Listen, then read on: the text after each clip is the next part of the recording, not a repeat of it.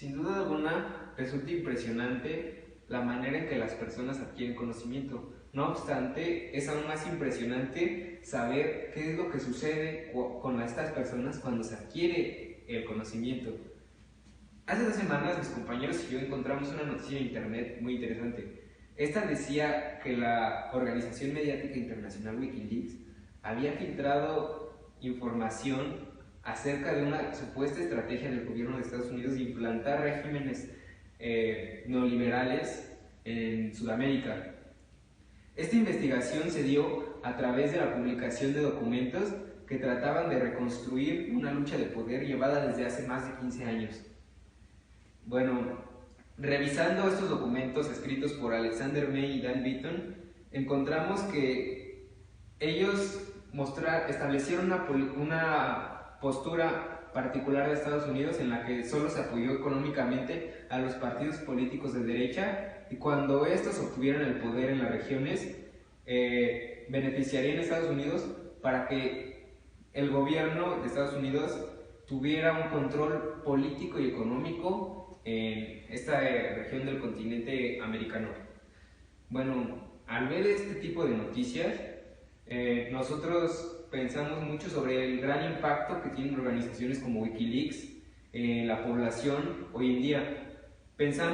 Nosotros creemos que los medios de comunicación actualmente rigen muchos comportamientos de las personas por toda su influencia, y por lo cual nosotros hemos reflexionado sobre cuál sería la influencia generada en la población de acuerdo al conocimiento con la publicación o filtración de estos datos secretos del gobierno.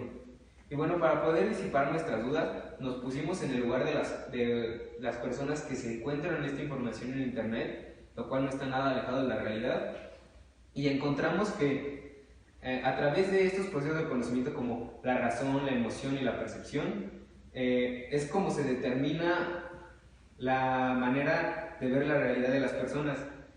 Y bueno, es aquí donde nuestra situación de la vida real cobra sentido y nos lleva a la siguiente pregunta de conocimiento. ¿En qué medida la filtración de documentos gubernamentales en internet puede crear una realidad para las personas que adquieran este conocimiento? Bueno, dando respuesta a esta intrigante, podremos saber igual el impacto que existe en la población, por ejemplo, en la sudamericana, debajo de este contexto que ya hemos mencionado, cuando ve estos documentos filtrados. Y bueno, para contestar la pregunta, nos basaremos en el análisis y la exploración de las formas de conocimiento que realizan las personas comúnmente. Primero que nada, voy a hablar sobre la percepción en el conocimiento. Basándonos en las teorías desde la edad antigua con Platón y en la edad moderna con René Descartes, podemos decir que independientemente de la relación que existe entre el sujeto y el objeto, donde el sujeto recibe la información del objeto, este conocimiento se ve limitado e influenciado por la subjetividad y las emociones del sujeto, haciendo este conocimiento algo imperfecto, relativo, algo meramente limitado. Y aplicando entonces esto a nuestra pregunta de conocimiento, podemos decir que el conocimiento adquirido a través de la filtración de documentos es un reflejo erróneo o parcial de la verdad que se oculta detrás de todas estas evidencias. Muchas veces las personas se basan en un atributo, una característica para catalogar objetos o personas. Por ejemplo, si alguien me miente, yo lo tacho de mentiroso; si alguien hace trampa, lo tacho de tramposo. Y bueno, esto tiene mucho que ver con los estereotipos que han generado los medios de comunicación y la sociedad en general a través de los años. Del mismo modo, nosotros como individuos no podemos determinar si un gobierno tomó o no una mala decisión al ocultar información. Es como si en un juicio legal donde se tiene que determinar si una persona es culpable o no de algún delito, aun cuando se tiene evidencia de esto, Es una decisión muy difícil porque implica muchas cosas. Entonces, de la misma forma, una persona no puede determinar claramente si un gobierno es culpable o no de algo simplemente porque se filtró un documento en internet con la categoría, catalogado como de interés público. Esto en sí es una parte de la verdad y no toda la realidad que existe. Sin embargo, nuestro propósito no es determinar la validez de estos documentos. A lo que nos referimos nosotros con que la percepción limita en gran medida el conocimiento es en que esta percepción no nos permite ver más allá.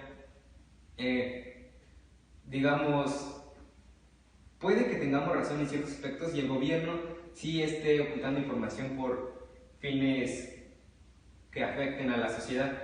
Sin embargo, teóricamente es imposible que una persona pueda conocer la verdad en torno a todos estos documentos que se filtran y los motivos que llevaron al gobierno a crearlos. Para dejar más clara la idea, daré un ejemplo general. Digamos, un gobierno está ocultando información y de pronto esta información es filtrada por una organización como Wikileaks. Lo primero que va a pensar la gente es que tuvo un fin personal por parte del gobierno en donde no se consideró a la población, factores de corrupción, entre otros. Sin embargo, debemos de reconocer que hay situaciones en donde el gobierno trata de proteger intereses de su población, por ejemplo, la discreción de información, privacidad, o porque puede afectar psicológicamente a las personas de un país. Y bueno, estas cosas no se consideran y es aquí donde la percepción limita nuestro conocimiento, y eso se puede ver desde la filosofía tradicional, donde se dice que la percepción implica una necesidad de supervivencia, y esta supervivencia es lo que nos hace dudar de lo que nos dice el gobierno, incluso nos hace dudar de nosotros mismos. Ahora bien, en contraparte, en el libro El impacto mediático y político de Wikileaks se postula una tesis de un mitólogo llamado George Liu, la cual es la siguiente: la resurgencia de los mitos en el seno de nuestra sociedad contemporánea se confirma más particularmente en periodos de inseguridad mundializada, que estimulan nuestra necesidad de búsqueda de verdad y de sentido de la vida, así como nuestra sed de magia y misterio. Esa declaración para nosotros está diciendo que la creación de organizaciones como Wikileaks, así como sus objetivos, nacen a partir de una inseguridad social. Sin embargo, esto no es del todo cierto, ya que si bien la adquisición de conocimiento implica esta supervivencia y por lo tanto necesidad de seguridad, hace ver que la inseguridad es más bien un propósito en el que se busca la seguridad y no una causa, como se establece en esta declaración. De hecho, desde el contexto histórico en el origen del hombre, podemos ver que existe inseguridad interna hasta cierto punto, lo cual limita nuestra percepción del mundo. Y bueno, aquí entra también un poco la razón, porque debido a que los seres humanos somos seres racionales, constantemente dudamos de lo que creemos y de lo que sabemos. Entonces, ¿por qué no dudar de lo que creen, saben y dicen otros actores como el gobierno? Dicho esto, nosotros pensamos que Wikileaks encuentra la información que más le convenga para satisfacer esta necesidad de búsqueda de conocimiento. Como ya había mencionado, en muchos casos puede que la información sea cierta, pero esto más tiene que ver con que se busca una verdad detrás de todo esto, y es una característica en el ser humano buscar constantemente la verdad, pero pues nos vemos limitados en nuestra percepción.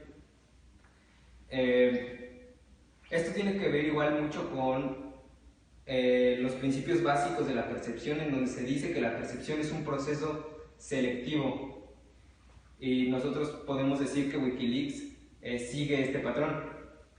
Bueno, ahora que hemos establecido que la percepción limita el conocimiento, específicamente el conocimiento a través de la filtración de documentos, podemos decir que como las personas crean una verdad personalizada a través de lo que perciben de esta información, está implicando que las personas a su vez están creando una realidad personalizada de lo que perciben de esta información.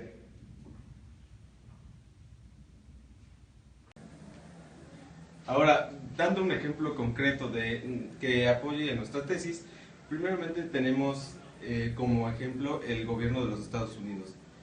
Y específicamente hablando del siglo pasado, que fue los 1900. Nosotros sabemos que Estados Unidos se convirtió en una superpotencia después de la Segunda Guerra Mundial.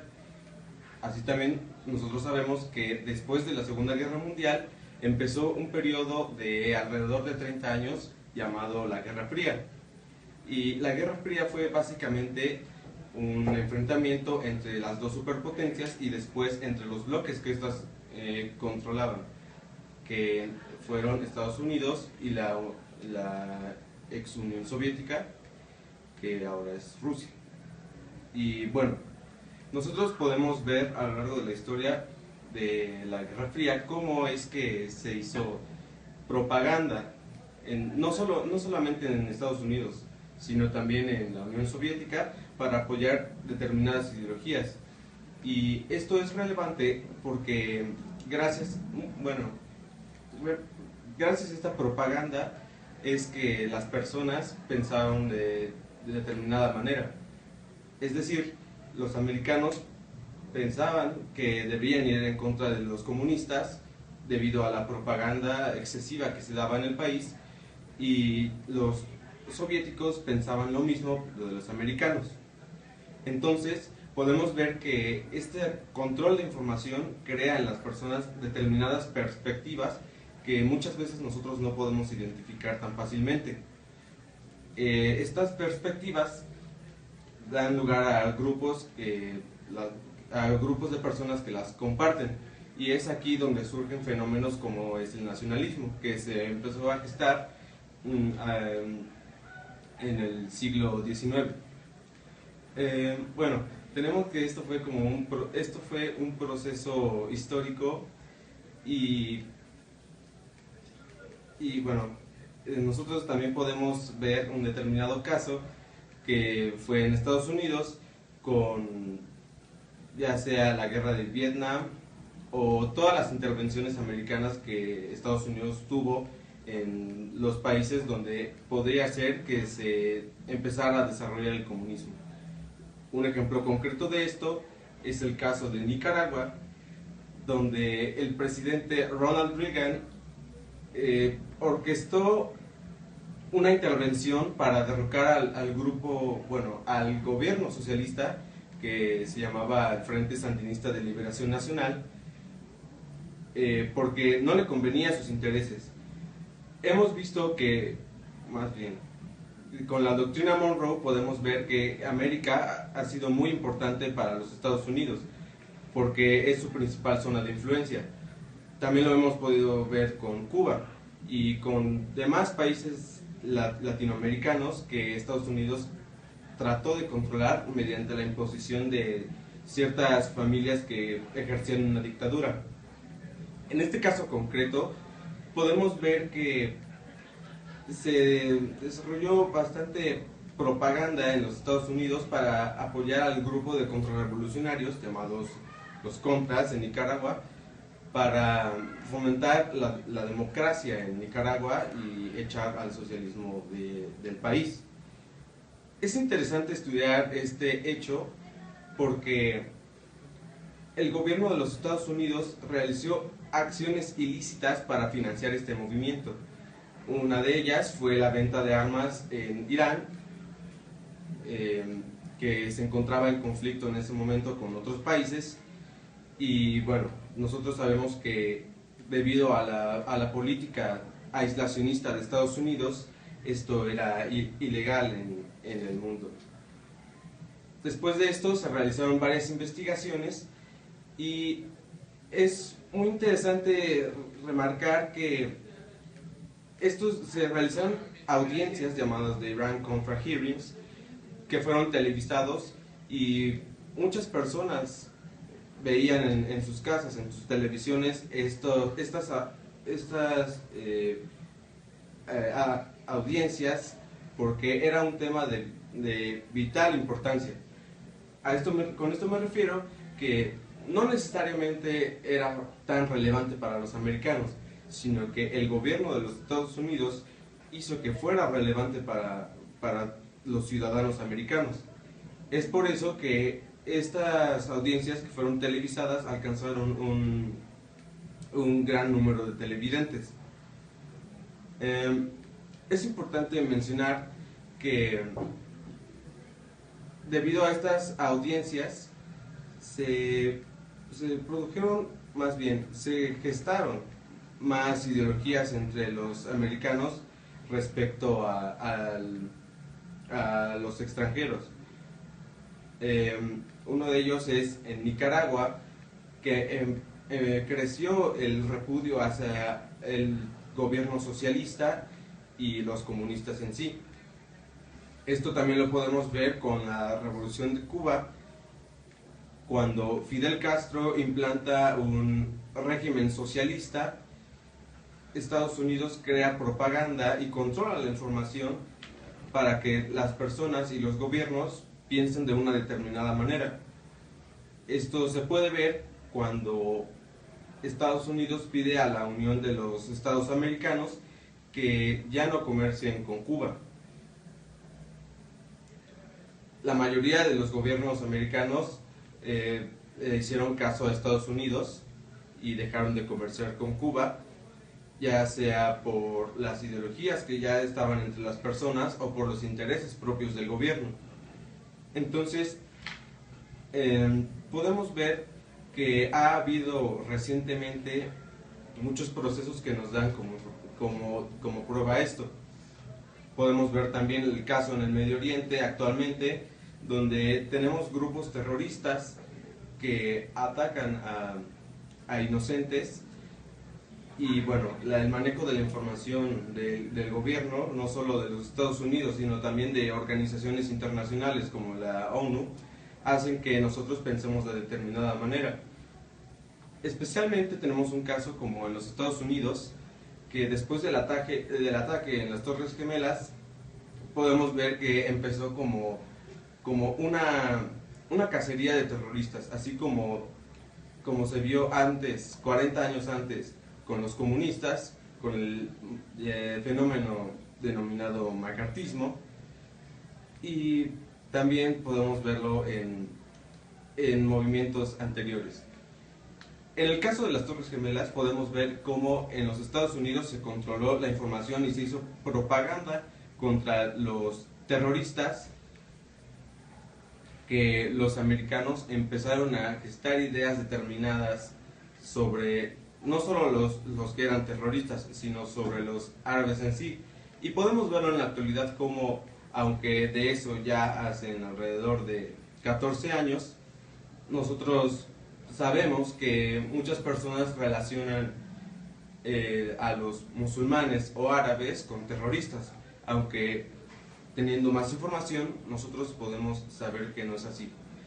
Y en conclusión, nosotros pensamos que de hecho la información que nos es dada nos sirve para hacer una realidad.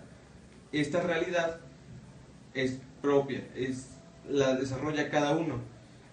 En otras palabras, nosotros desarrollamos una perspectiva sobre determinado hecho, y es importante observar cómo es que estas perspectivas, dependiendo de la información que nos es dada, va cambiando. En el Medio Oriente, o en Rusia, o en China, se tienen diferentes ideologías o perspectivas de las que nosotros, los americanos, tenemos. Entonces, aquí entra lo que se llama la caverna de Platón, que es que es básicamente, dependiendo de la información que nos es dada, construimos nuestra propia realidad y nosotros tenemos nuestra propia verdad. Pero eso no significa que necesariamente lo que nosotros creemos es la verdad. Así que a medida que nosotros vamos conociendo más cosas, vamos construyendo otra realidad y bueno, es nuestra responsabilidad obtener más información para tener una realidad más sustentada en más fuentes y bueno, esto queda en consideración de cada uno. Eso es lo que nosotros pensamos. Gracias.